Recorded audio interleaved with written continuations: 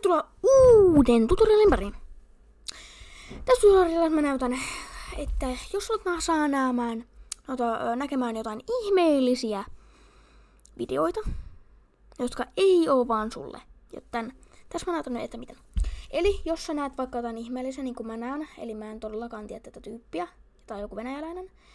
Täällä on jotain tällaisia videoita, täällä on suomalaisiakin videoita, mutta siis täällä on paljon niin kun, videoita, mitä en esim. Vaikka tätä kattoisi. Niin paina täältä sun ikonia, jos saa tällaisen listan alas.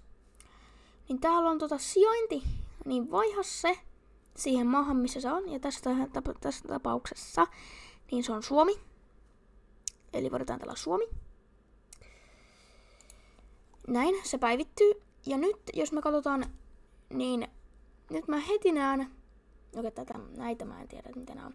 Mut heti mä näen enemmän niinku mua kiinnostavaa niinku sisältöä. Mikä ei oo. Mut siis heti mä näen niinku enemmän niinku tätä nyt on siis niinku enemmän kivempaa sisältöä. Että tää on se yksi syy, miksi mä aloin peräämään. Ja sitten on myös se, että jos sä näet outoja mainoksia, niin tää sama keino toimii siihenkin.